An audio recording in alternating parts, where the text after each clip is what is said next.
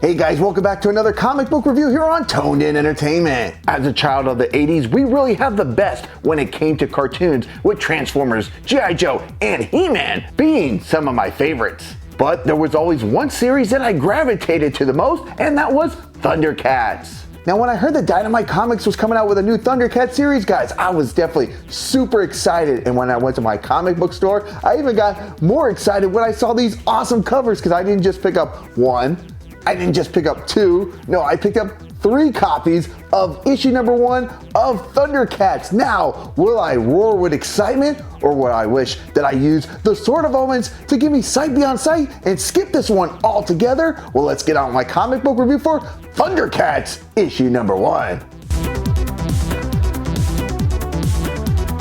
For those of us that grew up with the original cartoon, there's some familiarity with the story. However, writer Declan Shalvey has really put his own twist on this story of seeing Thundera being destroyed in the early days of the Thundercats on Third Earth. Now, right off the top, we will see some familiar faces that include Tigra and Panthro, Wily Cat, Chitara, Wily Kit, and Lion-O, as well as the main obstacle in their way here at issue number 1, and that being Slythe and his band of mutants ready to get their grubby paws on the power that is the Sword of Omens. Now, what I appreciate here in issue number 1 is that Shalvey is able to get a lot of character development here, especially as he focuses on Lion-O and him having to not only deal with his growth spurt that he had while in stasis, but also his lack of maturity as he has to take on his birthright as the new leader of the Thundercats after Jaga's passing. And from what I can recall, this version of Lion-O seems to be a bit more hot-headed than the animated one,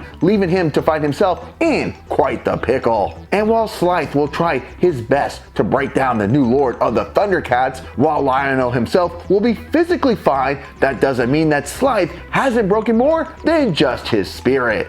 Now, speaking of spirit, Mumm-Ra does appear in this issue, and at the conclusion of issue number 1, well, he's going to be visited by the spirit of Jaga. Now, for my comic book review score for Thundercats issue number 1. The story, I'm going to give it a 10 out of 10.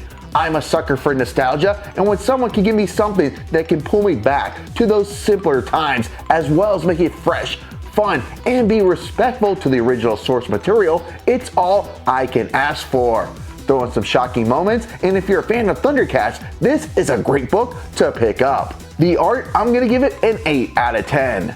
I do like the design of the characters by artist Drew Moss and colorist Chiara Di Francia and Martina Pigdanoli. Their take is their own, but also very familiar with the 80s cartoon. There's also some great panels during the battle scenes that definitely steal the show. The momentum gets a 10 out of 10. We're left with 2 major things at the end of this comic. How will Lion-O handle the adversity of having the Sword of Omens shattered while in his hands? And just why is Jaga paying Mumm-Ra a visit? Those answers and more when issue number 2 drops on March 13th. Now, also speaking of answers, Snarf is pictured on the main cover of this issue, but he's nowhere to be found. So will Lion-O's trusty sidekick show up in a future issue? The fun factor gets a 10 out of 10, which means my final score for issue number 1 of Thundercats is a 9.5 out of 10. Each one of the 6 Thundercats gets their own moments here.